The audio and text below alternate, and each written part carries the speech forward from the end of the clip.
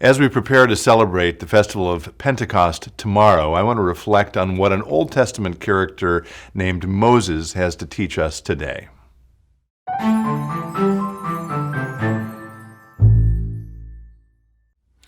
Hello, friends. Pastor Tim Westermeyer here. Thanks for spending a little time with me today. Tomorrow, I mentioned in the last episode, is Pentecost Sunday, so it's 50 days after Easter. And in the last episode, we talked about how, among other things, Pentecost is a reminder that God calls each of us on an adventure, on a quest, on a grand mission in our life. And I was visiting with a dear friend last week, actually, who is taking a big risk in his life. I think it's actually connected to his faith. He's sort of pivoting in his professional life and thinking about where God is calling him next. And that got me thinking about the story of someone really important in my own journey who I haven't thought about a lot recently, but that conversation with this friend got us talking about it. And it struck me that in the context of this language of adventure or quest or responding to God's call, I might share that with you today for this episode. And the person I'm thinking about is the very famous Old Testament character of Moses.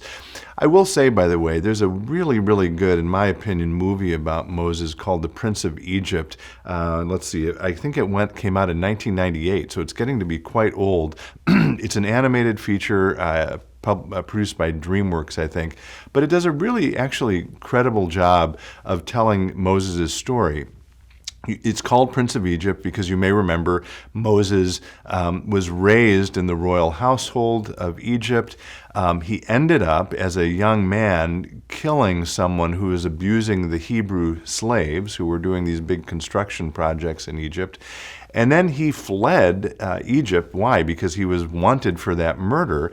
So he fled to a place called Midian, and he had a good life. He married a woman, he had children, and that is decades later where God comes to him in the burning bush and says, oh, by the way, Moses, this is again, remember, we're talking about being called on a mission, right?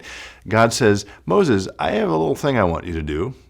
In the midst of your peaceful, comfortable, good life, if you wouldn't mind, could you just go back to Egypt and tell Pharaoh, the most powerful man in the world, to let my people go?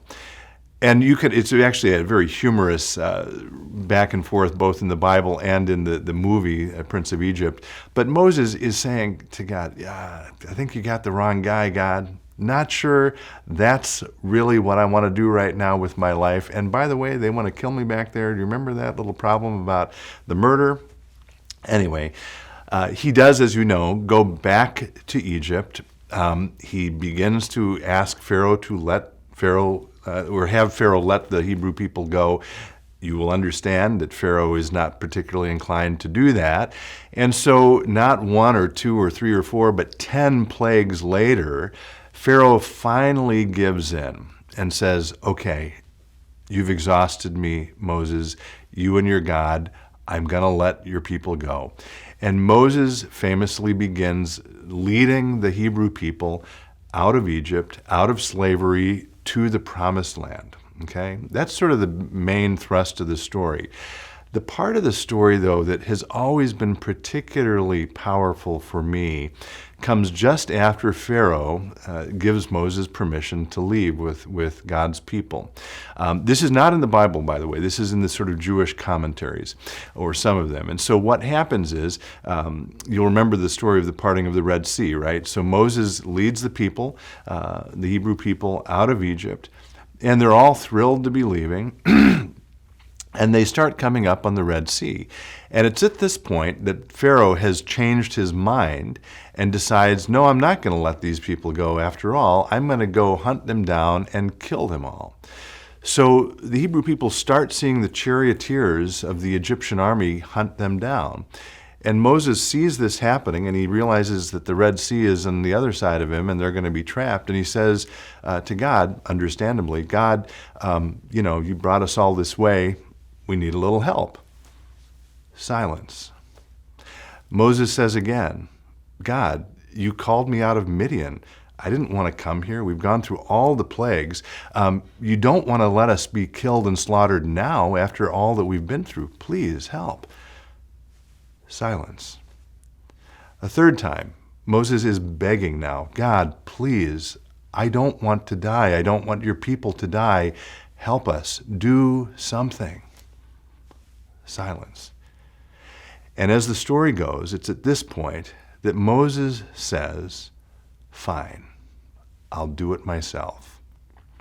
And he takes his staff, which has brought him through those 10 plagues, and he takes a step into the Red Sea. And by tradition, it's at that point, when he puts his foot in the Red Sea, that the waters part.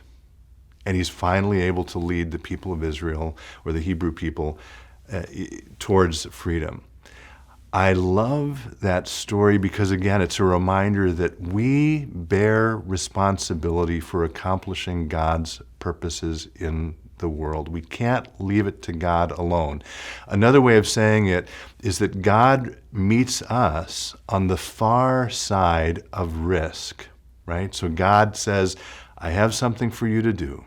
I have a quest. I have an adventure. I have a mission, and it's our job to accept that quest, to accept that call, to accept that mission, and go out in faith, trusting that after we've taken the first step, not before, but after we've taken the first step, God will meet us, and God will guide us, and God will bring us safely home.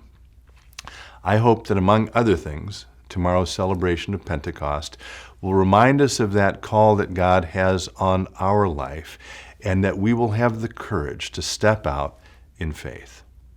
Thanks as always for being with me. Be well, stay in touch, and God bless.